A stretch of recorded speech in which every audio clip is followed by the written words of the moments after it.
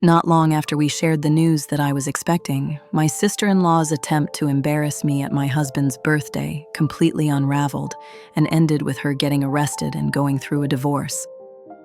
I've been married to Mason for 7 years now, and while our life together has been fulfilling in every way, there's always been one major issue: his sister, Brielle. She's the storm cloud over our otherwise clear skies. At the beginning, I genuinely liked Brielle, I really did. But the more time passed, the more her true personality revealed itself. Controlling, critical, and just plain toxic. Still, knowing how much she meant to Mason, I put in real effort to stay on good terms with her. When Mason was 17, he briefly dated one of Brielle's close friends. It didn't last. He admitted later he only stayed in the relationship because he felt pushed into it by his sister. Years later, when he was 23 and single again, Brielle tried playing matchmaker once more, insisting he date another friend of hers. He refused. That led to a dramatic outburst. She ran to their parents in tears, insisting he should marry someone she personally approved of. His parents, to their credit, didn't take her too seriously, even though it sparked quite a bit of tension. When Mason and I first started seeing each other, his parents supported us on the surface, but I always felt a chill in their presence. They weren't openly rude, but there was no warmth either. Meanwhile, Brielle would constantly mention Mason's past relationships whenever I was around. She'd casually talk about how well his exes were doing and suggest he check in on them. This went on for a while. Even Mason found it strange and asked her more than once to stop. I wasn't imagining things. Others picked up on it too. Brielle didn't take it well. She'd lash out, accusing me of being insecure and saying Mason deserved someone better. Then during family dinners, if his parents invited us over, she'd somehow always manage to bring one of his exes along. She'd claim it was a coincidence, that she'd just run into them and thought it would be rude not to invite them. Brielle doesn't follow me online, but she watches my Instagram like a hawk. My account's public, and she's almost always the first to view my stories. Anytime a man happened to leave a comment on one of my photos, she'd immediately run to Mason, complaining that I was posting inappropriate content. Mason and I would just laugh it off. Her accusations were so far off base, it was almost comical.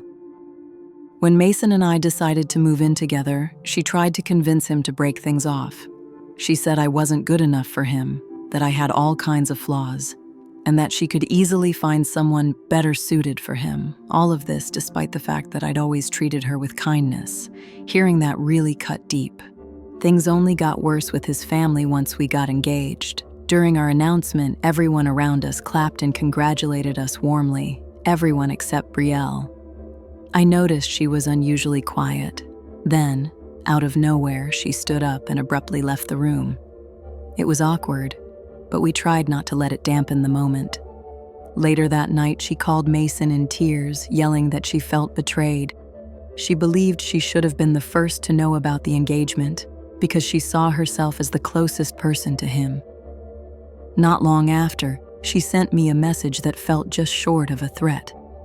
In it, she told me how I should treat her brother, as if she were laying down rules, reminding me that she had always been the main woman in his life. I remember feeling a chill reading it. It was unsettling. I never responded. I left the message on read, and I'm sure that only made her more upset. From then on, every time we crossed paths, she barely acknowledged me. Strangely enough, she still stayed involved in the wedding planning. She showed up when I went to pick out my dress and even attended the bridal shower. Both Mason and his mom confronted her more than once about her attitude, but she never backed off. In fact, her complaints about the wedding only got louder and more persistent. Even after I made it clear how I felt, Brielle kept pushing her disapproval into everything I did. One afternoon, she overheard me chatting with my future mother-in-law about the wedding centerpieces. Without hesitation, she jumped in, mocking my choice and saying it lacked elegance. She went so far as to say this was exactly why she wanted Mason to end up with someone better. That was the final straw. I snapped. I told her firmly and loudly that she was no longer welcome at our wedding. I let all my frustration out. I couldn't take another moment of her judgment and constant criticism. She stood there stunned, completely caught off guard that I had finally pushed back. Even my future mother-in-law sided with me, which only made Brielle angrier. A few hours later, she called Mason, crying and complaining that I had humiliated her. She insisted that he needed to put me in my place since I was going to be his wife. Mason didn't budge. He told her plainly that he stood by me, and unless she sincerely made amends, she would not be attending the wedding. Eventually, she sent me a long message filled with what seemed like a heartfelt apology. I read it, but I didn't reply. I was emotionally drained, caught up in the whirlwind of wedding preparations, and I didn't want to invite more drama into the process. In the end, I allowed her to come, mainly to avoid more criticism. The day went smoothly overall. Everyone seemed happy with the soft pinks and pastel colors we'd chosen. But then Brielle arrived, and it felt like a scene from another story entirely. She wore a long black gown and even a veil. She looked like she was in mourning. We were all taken aback. She went around the room with a somber expression, telling guests how heartbroken she was to be losing her brother. During the reception, Mason gently confronted her about her outfit and the message it was sending. She told him she had every right to wear what she wanted and accused me of being overly controlling. The rest of the evening, she tried to play the part of the victim, keeping up her dramatic act for anyone who would listen. Eventually, my in-laws stepped in and asked Brielle to leave the reception. It was humiliating, for her certainly, but also for me.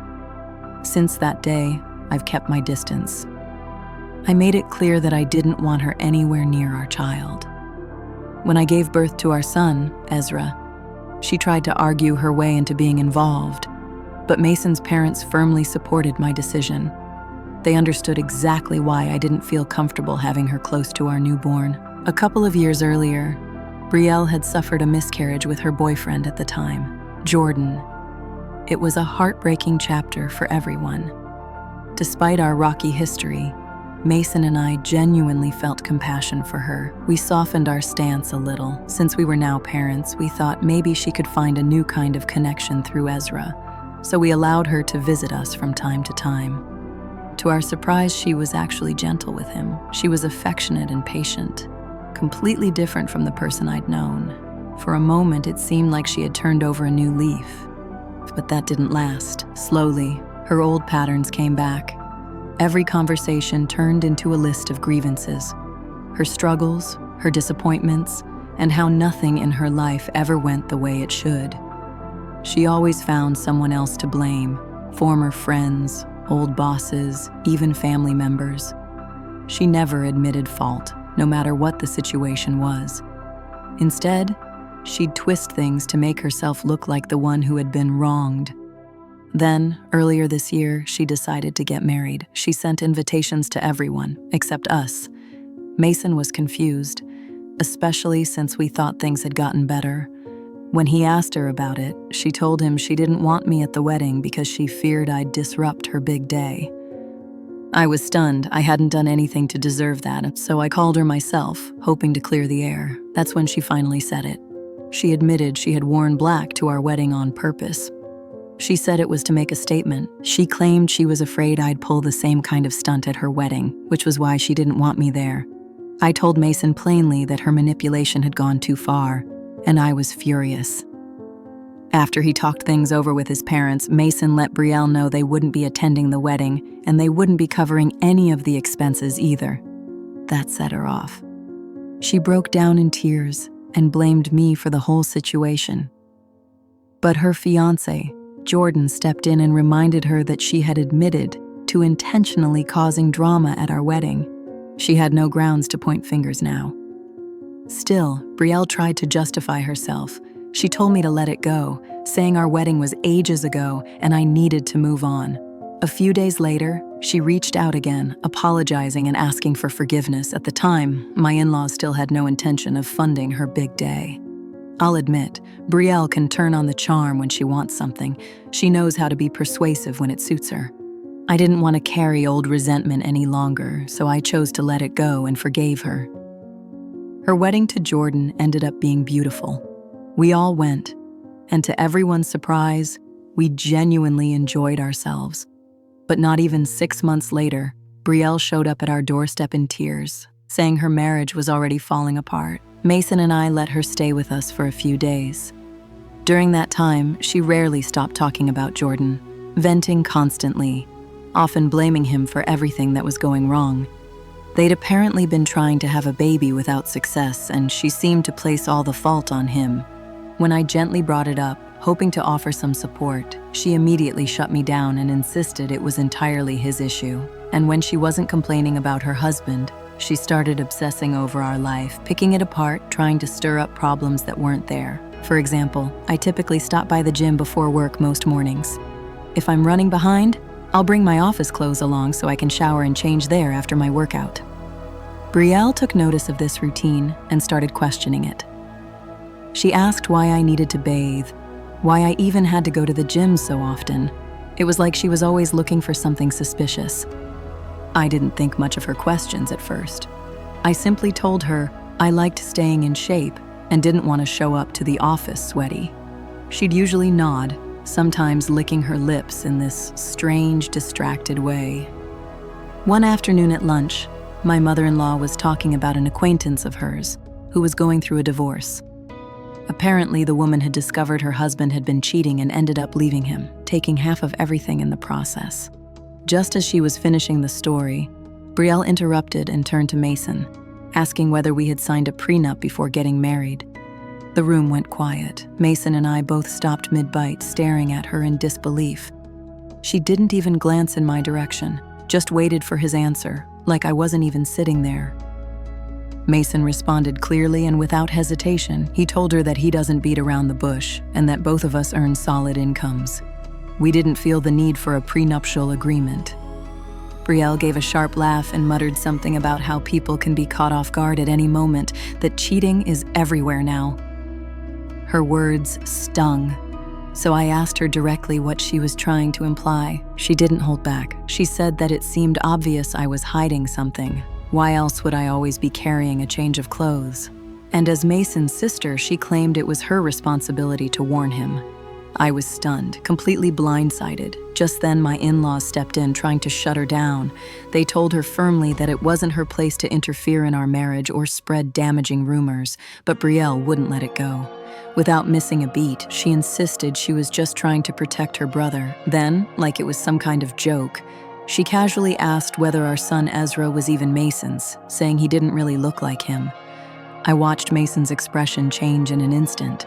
I had never seen him so furious. His face turned a deep shade of red, and he locked eyes with her. He told her, without raising his voice, that she had no right to talk about parenting, that she hadn't earned the title of mother. And then he said something I'll never forget, that any child of hers would be better off in heaven than having to be raised by someone like her. Brielle sat there frozen, her mouth slightly open in shock.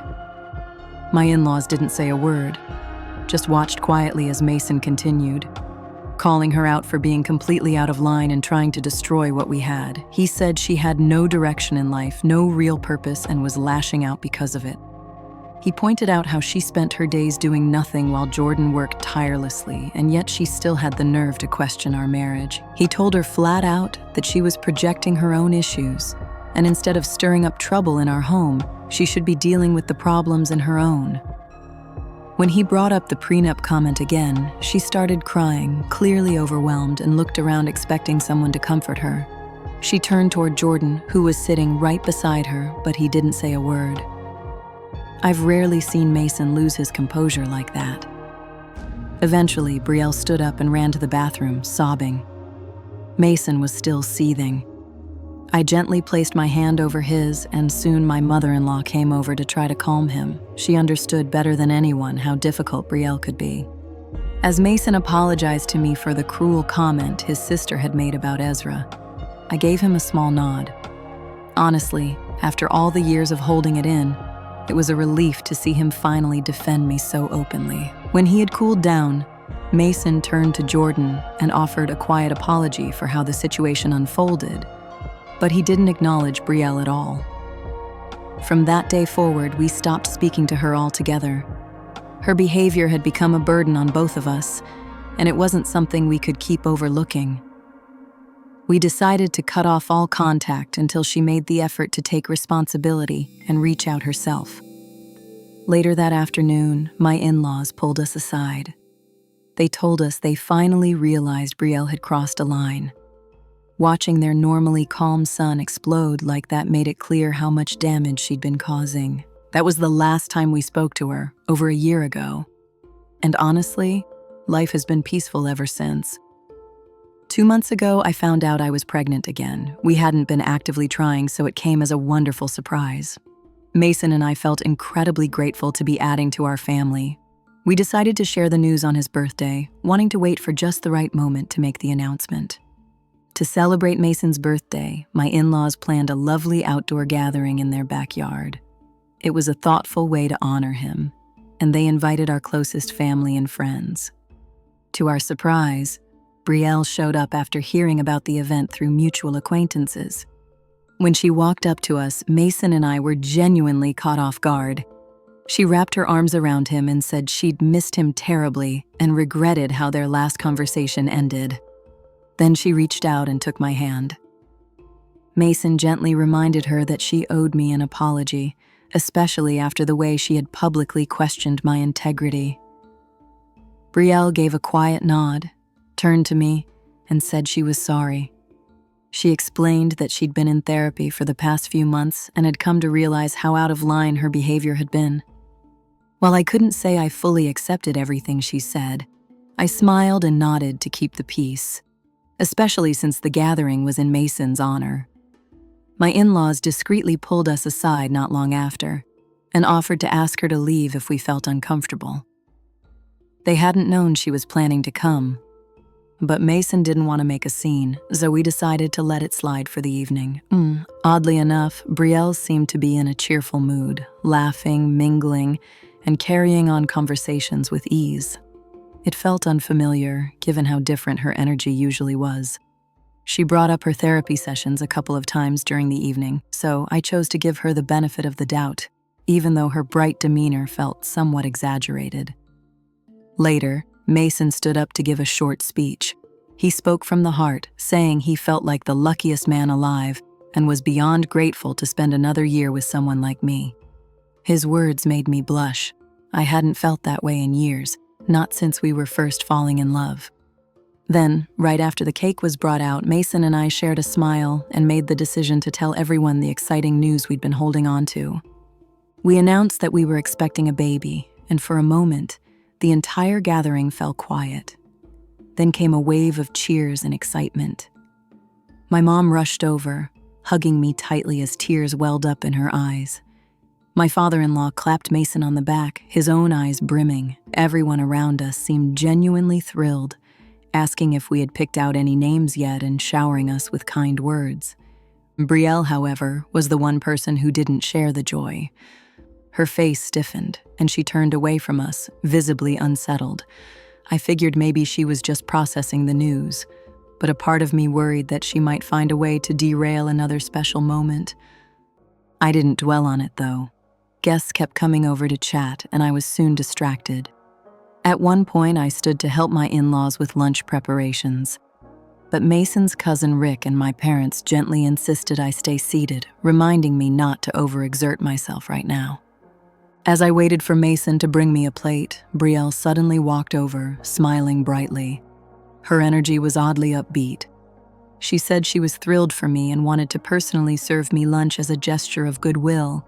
She handed me a plate and added that she hoped it could be a small step toward making amends for how poorly she had treated me in the past. I gave her a polite nod and thanked her, not wanting to stir up anything during the celebration. She turned and walked away. Just as I was about to take a bite, I noticed something on the plate: shrimp. I'm highly allergic to shellfish, so I was startled. Of all things, shrimp? I quietly set the plate aside and got up to serve myself instead. At that moment, Jordan approached to offer his congratulations.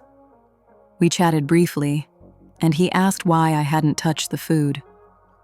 When I explained that Brielle had unknowingly given me shrimp, he looked surprised.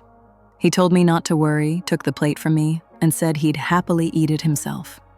He loved shrimp after all. I smiled and thanked him before heading off to get a fresh plate for myself. I smiled, nodded, and turned away to refill my drink. But within minutes, less than 5 really, Jordan suddenly began to gag and clutch at his stomach. Everyone froze, eyes fixed on him as he pushed himself away from the table, clearly in distress. Mason and Brielle rushed to him in alarm as he stumbled to stand. Jordan pointed toward the plate, then to his throat, his face contorted in pain. We all watched, horrified, as he collapsed right there. A collective gasp swept through the crowd. Brielle knelt next to him, frantically examining the plate he'd eaten from. Her expression shifted in an instant. She looked stunned, then furious. She turned to me and asked sharply if that dish had originally been mine. I nodded slowly, still trying to process what was happening. Someone called emergency services, and within minutes, Jordan was taken away by ambulance. Brielle, weeping and shaking, stayed by his side, but the whole time she kept glancing at me with disbelief. Almost blame. Later, we were informed that Jordan had been poisoned. The doctors were still trying to identify what exactly was in the food, but one thing was clear. It had come from the plate Brielle had handed to me.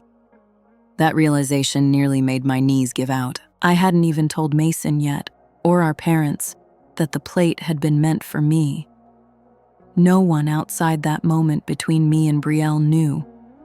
But the idea that I could have consumed something that might have harmed not just me, but the baby as well, it was terrifying. The police were called to collect the remaining food for analysis, and Jordan was kept in the hospital under observation.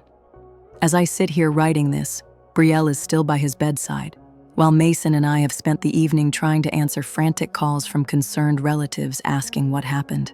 My in-laws, shaken by the incident, decided to spend the night at our place. They're scared to go back to their own home, unsure of what caused such a terrible turn at what was supposed to be a joyful event. What keeps echoing in my head is this: that plate was mine. Brielle brought it to me, and now, with everything pointing toward intentional tampering, I'm genuinely afraid of what she might be capable of. If this becomes an official investigation, I'll have no choice but to share everything I know. But right now, what scares me most isn't the authorities. It's the thought that my sister-in-law might have tried to hurt me. I've been feeling deeply unsettled by everything that's happened. The thought that Brielle might have actually tried to harm me is hard to sit with, and I can't bring myself to be anywhere near her. There's absolutely no way I'd ever let her near my children again. She's shown that she's capable of crossing lines I never thought possible. Part of me also feels guilty for passing that plate to Jordan. What if it was meant for me? What if, unknowingly, I put him at risk? Update 1. Wow. I'm overwhelmed by the thousands of responses this post has gotten in just a few hours. When I first wrote it, my hands were trembling, and I hadn't slept all night. Reading through everyone's words of support and advice has helped more than I can say. I do feel a level of responsibility for what happened with that plate. Maybe I should have thrown it out the second I noticed the shrimp.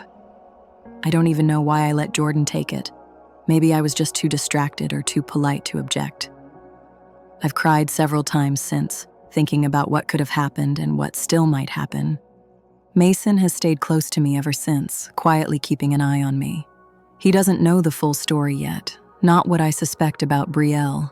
He just thinks I'm rattled from everything, which, to be fair, I am. Several of you suggested I sit down and talk openly with the family.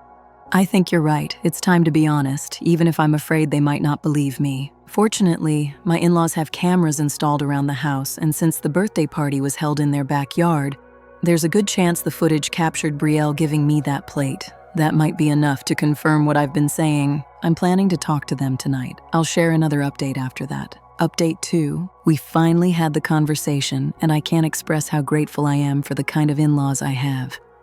Millie and Frank were already staying with us, so after dinner, I asked Mason and them to sit down with me because I had something important to say. I took a deep breath before speaking, the weight of everything pressing on me like a stone. As they gathered around, I told them what had happened during the birthday celebration. I explained how Brielle had handed me a plate of food containing prawns, something she knows I'm allergic to, and how Jordan ended up eating it instead, which led to him falling violently ill.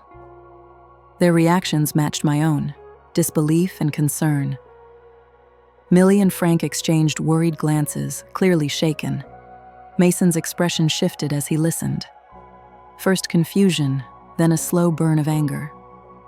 I went on to explain my fears, that this might not have been an accident, that Brielle's past behavior and comments made me question whether this had been intentional. And now, with a baby on the way, I had to consider the possibility that she had meant real harm. It was hard to say those words out loud, but it was time. True to her practical nature, Millie immediately suggested we check the security footage, understanding how serious this situation had become. Frank nodded in agreement, his face tense. Mason, though visibly shaken and deeply offended, stayed quiet at first, trying to process what he had just heard. Together, we pulled up the recordings from the camera system they have on their property. There it was, clear as day. The footage showed Brielle handing me the plate. Then, moments later, it captured the exact sequence of events that led to Jordan collapsing. The evidence left no room for doubt. As the reality settled over us, emotions ran high. Mason was stunned, struggling to contain the fury that was building inside him. Millie and Frank were equally horrified, not just by what had happened, but by the chilling realization of how far their daughter had gone. They were completely silent at first, both of them visibly shaken. We sat for a while, trying to understand what could have driven her to do something like this. None of it made sense, but it was clear that this wasn't just family drama anymore. It was a matter for the authorities. Because of the severity of the situation, my in-laws decided to hand the footage over to the police. Legally, Jordan would need to be the one to press charges, so Frank and Mason planned to visit him as soon as he recovered to talk about what needed to be done. The guilt I feel is hard to put into words. I keep thinking about how that plate was meant for me, how I let Jordan take it without thinking twice. The idea that I might have unknowingly passed along something so dangerous leaves me heartbroken. I don't know how Jordan will feel about it all. I'm terrified of what he might think. I've barely been able to eat or sleep since it happened. Update 3. Hi everyone. I finally have an update, though it's been a month since I last wrote. A lot has happened, and being pregnant has made this time even more intense. Here's the biggest news. Brielle was arrested. Once the police reviewed the footage my in-laws provided, it was undeniable. When they brought her in, she confessed right away. There was no argument, no denial. She admitted to everything. She broke down crying during questioning. Jordan was just as shocked as the rest of us. When Mason went to speak with him about everything that had happened, he told him, no matter what choice he made going forward, he would always be family. Mason encouraged him to press charges, reminding him that what Brielle had done wasn't just wrong. It was malicious. Once Jordan recovered enough, he made his decision. Not only did he choose to pursue legal action, but he also filed for divorce. In the midst of all this, Brielle began calling Millie and Frank, desperate and emotional, begging for forgiveness. She also revealed something we hadn't known. She's pregnant. She tried to use that news to sway them, pleading with them to think about their future granddaughter and asking them to bail her out. But Frank stood firm. He told her clearly that it was time she finally faced the consequences of her choices. They had spent years excusing her behavior, and it had only led to this. Millie has taken it hard. After all, she's still a mother. But even she knows that what Brielle did can't be excused or brushed aside.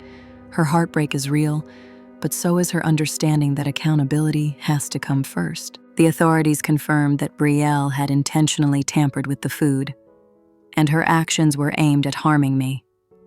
But instead, she ended up injuring her own husband. Because of this, she's now facing multiple charges: endangering life, causing bodily harm, and food tampering with malicious intent. Despite everything, Brielle continues to claim this is all somehow my fault. She's been pleading with Jordan not to go through with the charges, but his mind is made up.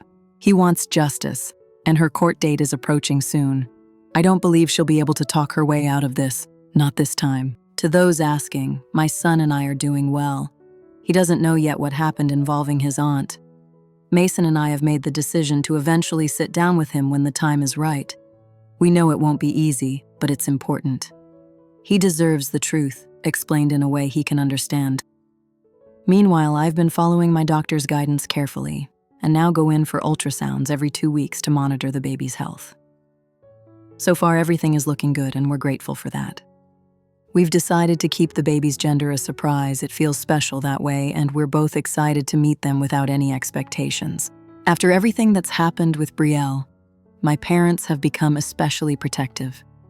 They've encouraged me to seek therapy, worried that the trauma of the incident could affect my mental health during the pregnancy. I agree with them. Even though I'm functioning normally on the surface, I've developed a deep anxiety around food. I can't bring myself to eat anything I didn't prepare myself. I won't touch takeout or food served at social gatherings. It's not rational, I know, but it's hard to ignore. Thankfully, Mason understands. He's patient, supportive, and is doing everything he can to help me move past this fear. Update 4. It's been 8 months since my last update, and a lot has changed. Brielle is now incarcerated. She was found guilty on all charges. I never attended the court proceedings myself, but from time to time my in-laws would share what they heard in court. Apparently, Brielle admitted everything, years of resentment and bitterness. She confessed to being jealous from the start. Her dream had always been to see one of her close friends end up with Mason, and when he chose me instead, she couldn't handle it. From the moment Mason and I started dating, she made it her mission to make me uncomfortable, whether it was subtle jabs or more overt attempts to interfere.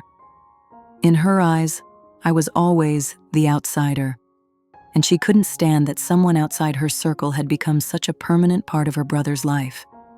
At the birthday party, we had unknowingly set her off.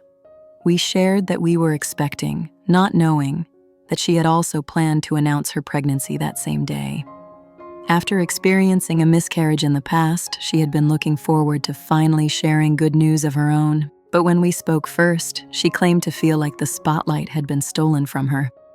In a mix of emotional instability and what she later blamed on pregnancy hormones, she admitted to adding a small amount of rat poison to my meal. She said her intention was just to send me to the hospital, to make me ill, but not to actually harm me or the baby. She insisted she never meant for anyone else to get hurt, and pleaded for leniency because she didn't expect Jordan to eat the food instead. She claimed it was all a mistake, that I had unknowingly poisoned her husband by giving him my plate. But of course, the judge didn't accept that as a defense. Brielle was sentenced and will be out of our lives for quite some time. Jordan, too, has found his freedom. He finalized the divorce and has begun to rebuild. We've stayed in touch with him over the months, always making a point to include him in family gatherings whenever possible. Not long ago, I spoke with him directly. I apologized sincerely and more than once for handing him that plate. I told him how I'd replayed that moment in my mind endlessly, wishing I had made a different choice, one that would have kept him safe.